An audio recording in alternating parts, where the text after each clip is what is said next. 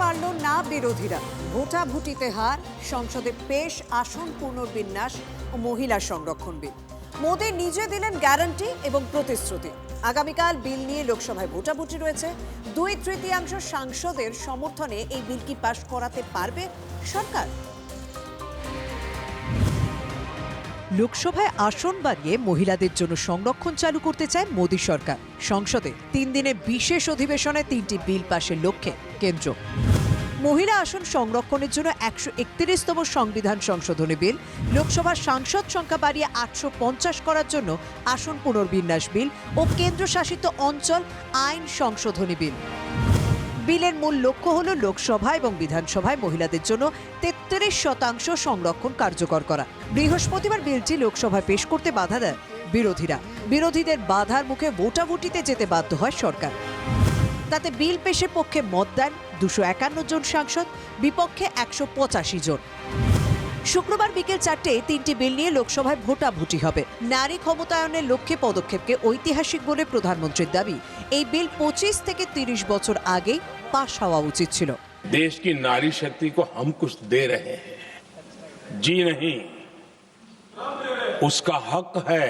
कई दशकों से उसको रोका हुआ है, आज उसका प्रायश्चित करके हमें उस पाप में से मुक्ति पाने का ये अवसर। 3 दशक तक आपने रोका, फिर भी कुछ कर नहीं पाए, तो अब तो कर। विरोध तो आप ही ने किया था भाजपा। 2010 में कांग्रेस पार्टी ने लोकसभा और विधानसभा में महिलाओं को आरक्षण देने का फिर से प्रयास किया। राज्यसभा में इसे पारित भी कराया, लेकिन लोकसभा में आम सहमति नहीं बन पाई। প্রস্তাবিত বিল অনুযায়ী এই সংরক্ষণ কার্যকর করতে লোকসভার মোট সদস্য সংখ্যা বর্তমানে 543 থেকে বাড়িয়ে সর্বোচ্চ 850 পর্যন্ত করা হবে। নতুন করে আসন পুনর্বিন্যাস এবং সেই প্রক্রিয়ায় মহিলাদের জন্য নির্দিষ্ট আসন সংরক্ষণ নিশ্চিত করা হবে। লোকসভায় এই বিল 2/3 সাংসদের সমর্থনে পাশ হলে তবেই যাবে রাজ্যসভায়। প্রয়োজনীয় সেই সমর্থন এনডিএ সরকার জোগাড় করতে পারে কিনা সেদিকেই নজর। নয়াদিল্লি থেকে জ্যোতির্ময় কর্মকারের রিপোর্ট, TV9 বাংলা।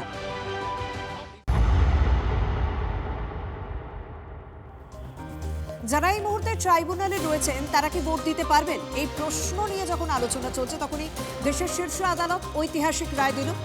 142 অনুচ্ছেদ প্রয়োগ করে নির্দেশ দিয়েছে সুপ্রিম কোর্ট যে ট্রাইব্যুনালে নামের নিষ্পত্তি হলে, পাশ করলেই দেওয়া যাবে ভোট। এসআইআর বিবেচনাধীন ট্রাইব্যুনালে নিষ্পত্তি হওয়া ব্যক্তিদের বড়সড় স্বস্তি। 21 তারিখের মধ্যে নাম উঠলেই প্রথম দফার ভোট দেওয়া যাবে, যা রয়েছে 23 তারিখ। আর 27 তারিখের মধ্যে নাম উঠলে দ্বিতীয় দফার ভোট দেওয়া যাবে, যা রয়েছে 29 তারিখ। অর্থাৎ ভোটের 2 দিন আগে ট্রাইব্যুনালে নাম নিষ্পত্তি হওয়ার পর তালিকায় উঠলেই তারা ভোট প্রয়োগ করতে পারবে। হেলিকপ্টারেই গুড নিউজটা পেলাম। আমি বারবার করে সবাইকে বলছিলাম ধৈর্য রাখুন, অ্যাডজুডিকেশনে অ্যাপ্লাই করুন ট্রিব্যুনালে, এবং টুডে অর টুমরো আপনারা নিশ্চয়ই পাবেন। আজকে সুপ্রিম কোর্ট অর্ডার দিয়েছেন যাদের নাম আছে ট্রিব্যুনালে, মানে যারা অ্যাপ্লাই করেছেন সকলেই মোটামুটি করেছে আমার মনে হয়। তো সেখানে ফার্স্ট ফেজের ভোটার লিস্ট ওরা ডিক্লেয়ার করবে, সাপ্লিমেন্টারি লিস্ট 21 তারিখে, 23 তারিখের আগে। ওটা পেয়ে গেলে আমাদের বুথের সমস্ত কর্মীদের বলবো, আমাদের লিডারদের বিভিন্ন জায়গায়, যে তারা যেন রাতের মধ্যে ভোটার স্লিপ তৈরি করে বাড়ি বাড়ি পৌঁছে দেয়, যাতে ওরা ভোট দিতে পারে যাদের নাম বাদ দিয়েছিল। আর 2 হচ্ছে যে আর 27 তারিখে 29 তারিখে যেটা লাস্ট ফেজ আছে সেটাও 2 দিন আগে 27 তারিখে বলেছে ওটা ট্রিব্যুনাল অ্যানাউন্স করবে ভোটিং রাইটস। সুতরাং I am so happy and I am proud of my judiciary and, এবং আমি নিজে কেস করেছিলাম, এটা আমার কেসের ওপর। মামাটি মানুষ জিন্দাবাদ, মামাটি মানুষ ধন্যবাদ। আজকে আমার থেকে খুশি আর কেউ নয়। মমতা বন্দ্যোপাধ্যায়ের কথা বলবেন না, উনি জীবনে সত্য কথা বলেন না, সুতরাং ওর কথা জবাব দেওয়া মানে আমার একটা মিথ্যার সঙ্গে প্রতিযোগিতা করা, তার মধ্যে আমি থাকতে চাই না। সুপ্রিম কোর্ট যেই অর্ডার দেবে বিগত দিনেই এটা পরিষ্কার হয়ে গিয়েছিল। আপনারা লক্ষ্য করে দেখবেন, লাইভ স্ট্রিমিং দেবেন, যখন আমরা বলছিলাম যে যাদের ট্রাইব্যুনালের নাম ক্লিয়ার করবে তাদের ভোট দিতে দেওয়া হোক, তখন সুপ্রিম কোর্ট বলেছেন হ্যাঁ হোক, আমাদের তো 142 পাওয়ার আছে। তো ইঙ্গিতটা খুব স্পষ্ট ছিল। সুতরাং এটা যে রায় হবে এই নিয়ে কোনো সন্দেহ ছিল না। আর এত কিছু গন্ডগোল তৈরির জন্য দায়ী হচ্ছেন এ রাজ্যের মুখ্যমন্ত্রী।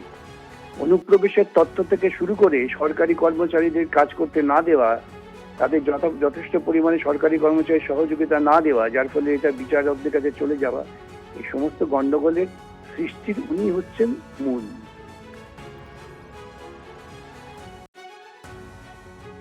এটা নিয়ে আপত্তির কিছু নেই।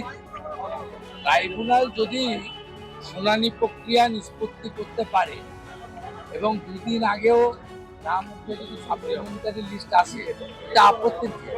উনি আনন্দে থাকুন, উনি বেশি করে খাওয়া দাওয়া করুন, একটু বেশি লম্বা ঘুমান, বিশ্রামে থাকুন। ওনার 4 তারিখে মানুষ বলে দেবে। এইসব করে মূল জায়গা থেকে ইস্যুগুলো ঘোরাচ্ছে। আর এদিকে ভোটের মুখে নতুন সাপ্লিমেন্টারি লিস্ট প্রকাশ নিয়ে আশ্বস্ত করলেন সিইও মনোজ আগরওয়াল। তিনি জানান, ট্রাইব্যুনাল চেষ্টা করছে দ্রুত নাম নিষ্পত্তি করার।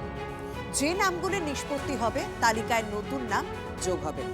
নতুন যাদের নাম যোগ হবে তারা বিএলওর মাধ্যমে জেনে যাবে, জানিয়েছেন সিইও।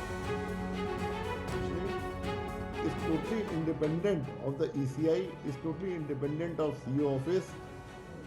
ও সেপারেট একটা বডি আছে যে কেস নিষ্পত্তি করছে।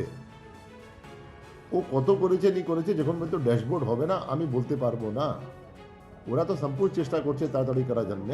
আপ কত নিষ্পত্তি করতে পারবে না করতে পারবে, that depends on the complexity of the case. কত কেস একদিনে টেক আপ করতে পারছেন, মডেলিটিস কি আছে।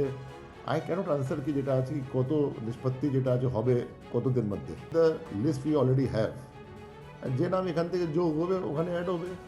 এটা এমন কোনো কমপ্লিকেটেড জিনিস নেই কি ইসিআই তৈরি করতে পারবে না।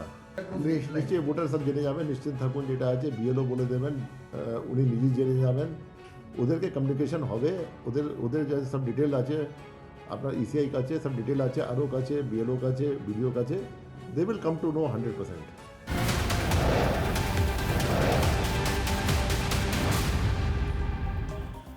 কলেজের অধ্যাপকদের পোলিং অফিসার নিয়োগ মামলায় আদালতে প্রশ্নের মুখে পড়তে হলো নির্বাচন কমিশনকে।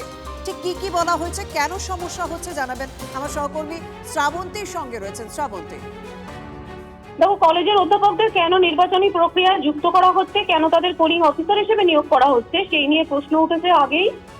এবার সেটার জন্যই দ্বারস্থ হন কলেজ অধ্যাপকদের একাংশ। সেটা নিয়েই আজকের বিচারপতি কৃষ্ণা রাও তার বক্তব্য। মামলাকারীরা যেখানে জানান যে তাদের নির্বাচনী প্রক্রিয়া যুক্ত করলে কলেজ এবং বিশ্ববিদ্যালয়ের পঠন পাঠন ব্যবহৃত হবে, এবং এরকমটা আগে করাও হতো না। বিভিন্ন যে নির্বাচন হয়েছে, অবিলম্বে এই বিজ্ঞপ্তি খারিজ করা হোক। সেখানে বিচারপতি কৃষ্ণ রাও বলেন যে দেখা যাচ্ছে বারবার অবস্থান বদল করছে নির্বাচন কমিশন। বিজ্ঞপ্তি অনুযায়ী কমিশন বিচারপতিদের পোলিং অফিসার হিসেবে নিয়োগের সংস্থান রেখেছেন, কিন্তু ডিউটি করতে যখন খুশি নিয়ম কেন বদল হবে, এই প্রশ্নের উত্তর একেবারে আজকে দিতে পারেনি কমিশন। সেক্ষেত্রে পরবর্তী শুনানিতে এই সংক্রান্ত কি উত্তর দেয় এবং আদতে এই বিজ্ঞপ্তি থাকে কিনা এখন সেটাই ব্যাপার।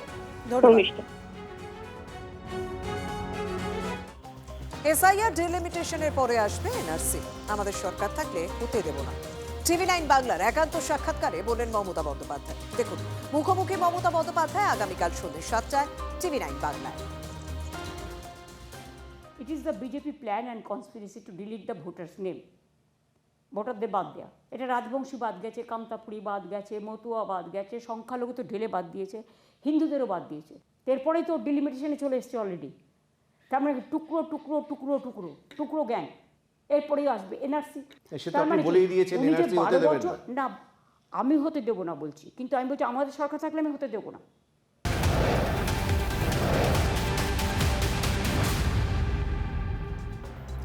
হাওড়া স্টেশনে 72 লক্ষ টাকা সহ দুজনকে আটক করা হলো।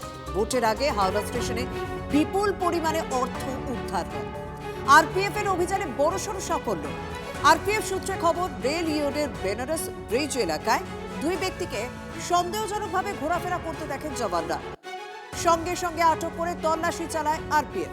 উত্তরপ্রদেশের বাসিন্দা 2 যুবকের থেকে উদ্ধার হয় বিপুল নগদ টাকা। গোটা ঘটনা তদন্ত শুরু করা হয়েছে। ভোটের আর কদিন বাকি, তার মধ্যে কলকাতার ওসি বদল হলো। এবার নরেন্দ্রপুর থানার ওসির বদলি। নরেন্দ্রপুর থানার ওসি সুরেন্দ্র সিংকে সরিয়ে দায়িত্বে আনা হলো প্রসেনজিৎ বিষ্ণুকে। ওসি সুরেন্দ্র সিং এর বিরুদ্ধে নির্বাচন কমিশনে অভিযোগ জানিয়েছিল বিজেপি। তৃণমূলের হয়ে কাজ করছেন ওসি, অভিযোগ করে বিজেপি। পাশাপাশি তোলাবাজি, টাকা নিয়ে বেআইনি কাজ এবং রাজনৈতিক নেতাদের নানাভাবে সহযোগিতা করার অভিযোগও রয়েছে এই সুরেন্দ্র সিং এর বিরুদ্ধে। শুধু অপসারণ নয়, আইনের আওতায় নিয়ে শাস্তির দাবি জানিয়েছিল বিজেপি। ইতিমধ্যেই যা খবর পাওয়া যাচ্ছে, ভোটের আগে নরেন্দ্রপুর থানার ওসি সুরেন্দ্র সিংকে বদলি করা হবে।